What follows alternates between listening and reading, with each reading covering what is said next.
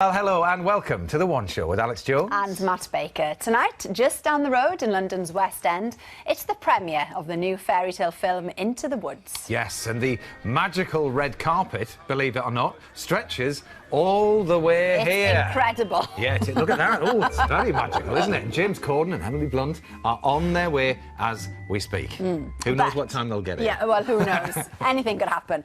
But our first guest tonight is a man who has spent almost 60 years on our screens, mostly in a studio, grilling politicians, but he was let outside in the BBC's first ever holiday show.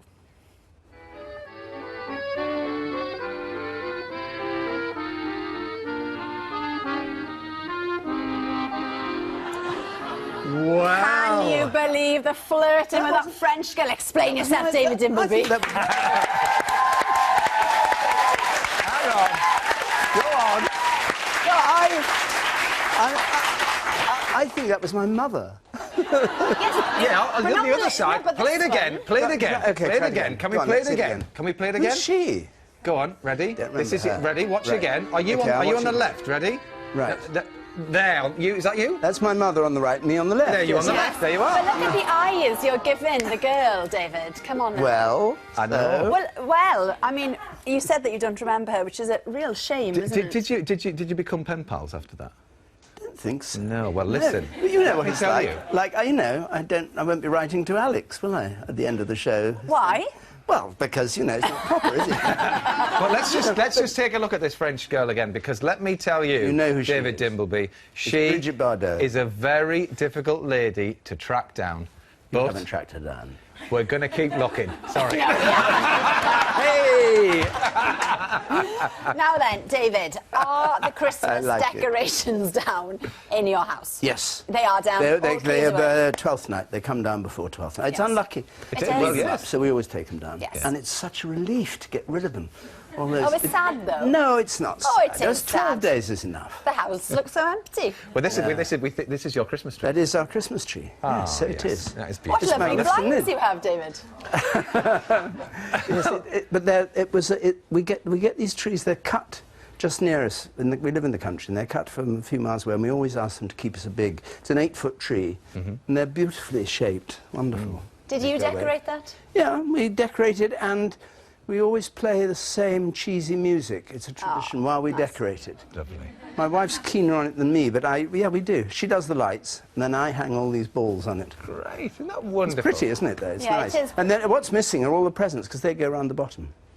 As in most Christmas trees, that's exactly what just Anyway, decorations in the tree is that what you do? We Do do you do that. that? Weirdly, yes, Yeah. that's what we do. But for the decorations in presents. the trees should well be down by now, with an estimated 6 million Christmas trees about to meet a very sorry end. Now, most in the chipper, but the really unlucky ones. Well, I don't know if this is unlucky or lucky, David. I don't know if you've ever seen this before, but have a look. Some of them get given to lions. No. Now, apparently, it's like catnip for them. So they're really attracted to this man. They have a good roll and a good scratch, but I hope mine ends up there. I That put is- mine on the bonfire. Do you? Yeah. Well, we have bonfires. People don't do it anymore. They Does say you not have go to up, chip don't them, but it's more expensive. Well, next time to the lions, local lions will have yes. them. But in Germany, Christmas trees go out in style. Now, as part of the St. Canute Festival, they have World Christmas Tree Throw-In Championships. So this here was last weekend in Wiedenthal. Yeah, lots of different disciplines there, but we were a little bit put out here because apparently all the throwers were German throwers. So the question is, how on earth can it be a world championship? So what we've done is we've got 3 British chuckers here tonight. Now, they're outside warming up. None of them have ever thrown a Christmas tree before today, but because of their incredible sporting prowess and their pedigrees, we think that they could be world class. So we're going to have a go at meeting. We've got the UK's strongest man here. But they're tiny little trees you were giving them. The Germans had huge Well, trees. There's I did bring mine. It's a 7-footer. I'd have brought mine if I'd known. I think the Germans were just smaller people. Yeah, well, we'll see how that goes later. It's the most bizarre item we've done yet. Anyway, from throwing trees to dropping litter. Now, we all know, of course, it's a huge problem. But what do you do if you see someone doing it? Well, your options are basically telling off the little outs. You could tut and walk away, or you could ignore the whole thing completely. Yes, so we wanted to put the British public to the test. It was time for Anita to deploy our hidden cameras. Yes, as Anita said, part 2 still to come. Now, there's a slight grey area. We were talking about this earlier. What about fruit? Is it OK to throw fruit, do you think, David? Well, it's biodegradable, but I think it's ugly. Banana skins, people slip on. Yeah. Yeah, no, I agree. Orange peel, Yeah. not nice. It's not great, is it? Apple cores, perhaps, in a bush, not so bad. But it's interesting because we're very private people, aren't we, really? Our culture is not to intervene. You see how very rarely people intervene. I travel on trains a lot. You know, people very rarely say, can you stop using your telephone so noisy, your phone? Or I did once stop somebody swearing in front of a woman, and then I was told after it was very old-fashioned to bother. Really? Well, he was bawling away and using isn't the it? F word, Yeah. and there were 3 women sitting. I thought, it's a bit, you know. I think good for you. Yeah, good. Yeah, but, you know. Well, let's talk about the election because apart from Rita May the Ora 7th. on the One Show, the papers are full of election coverage already with 4 months to go. I know. and Will we stay awake? yeah, well, we understand, David, that this is going to be your last one as a main anchor, really, as far as the Is it? coverage is concerned. Well, is it? Who told you that? Oh, well, that's good. That's what we like to Who hear. told you it was my last No, night? I just understood it. Little It's just a bit. general. Nah, you've been reading the wrong paper. Oh, well, that's good to know. No, I mean... It's a good one to go out on this, isn't No, it? If it was. it's never good to go out in anything. I'm not Right. planning to go out. Good lad. Not at Good all. lad. That we've heard it. Yeah. We've heard it here. There we are. And, you know... And there are all sorts of ways you can broadcast if it's not BBC One. But I mean, no, I don't like this idea of it being silly last thing, last one. You don't know that. But it is. I tell you what, it really is. It's going to be one of them. I think the campaign will be danger of being very tedious. I mean, it's begun already. Yeah. 4 months of this, It's a long and you time. know, the politicians.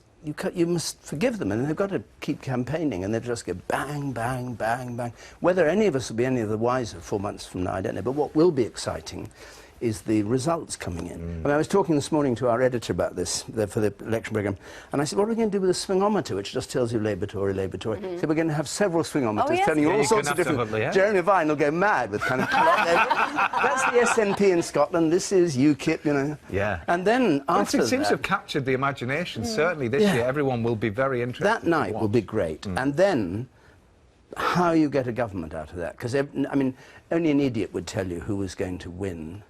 And only a real idiot would tell you who was going to be Prime Minister at the end of the day, after all the negotiations have been done. So it's going to be, I think it's going to be a kind of great theatrical Yes. week or two, really, as we plot Yes. it. I've never seen nothing like it. I mean, the other big elections, obviously, was Thatcher coming in, Blair coming in, when everybody could see it happening, and these were great sea changes. But this time, it's just, we're all saying different things. It's You wonderful know. to witness it. Fascinating. It's going to be a great night. And our audience, the Question Time audience is brilliant about it, you see, because they've got this. I mean, the last programme we did of the year with Farage and Russell Brand, you know, the audience were wonderful. I mean, just, why should we believe this? Why should we trust you? Is this the right, you know? But that came with its criticism as well, though, didn't it? That's when you got Russell Brand on. I mean, what do you make of all of that? When people saying, oh, you know, you're dumbing it down or getting these people on or whatever. Yeah, I when think celebrities that's- take part. I think that's just silly. I mean, Russell Brand, you know, he's a figure. You can disagree with him, but he's a figure. He's cut the mustard as far as getting the attention of people. He has a huge amount of followers on Twitter. You may disagree with everything he says, you may agree with a bit, but he kind of energises people It's about about politics. discussion, isn't it? Even And his sort of disdain for it all. And, you know, I wouldn't stand for Parliament and all that stuff. And it brings people to the idea that the politics we have is our affair, you know, and it's Russell Brand's affair as much as yours or mine. And so he's got an absolute right, I think, and that, you know, you can say he's not very sophisticated the way he does his politics, and he certainly isn't. But, you know, how sophisticated is Nigel Farage? How sophisticated is David Cameron? I mean, they're all sort of scrabbling for position. Yeah. So I make no apologies for having, you know, people who are stars, and it brings people. We had 4.5 million people watching that programme. And that's good for politics. It's great, Yes. it is. Yeah. Well, you're in Watford tomorrow. Oh, you do your research. Yep. Yes, you London are, David. tonight. You're off to Watford London tomorrow. tonight. Watford Who have you tomorrow. got tomorrow, then? Well, the Watford audience, above all. Yes. That's what matters, and what the people of Watford have to say. But we've got Vince Cable for Liberal Democrats, David Davis, who, remember, fought David Cameron for the leadership of the Tory party and has always been slightly to one side. So we'll see how that works out. We will see. Brilliant. tomorrow. BBC Well, One. it's on 9 o'clock, BBC One. 9 o'clock? 9 o'clock. That's earlier than usual. Usually 10:35. Well, 10:35 You bring me then. such good news. I must come here more often. We've got half an hour.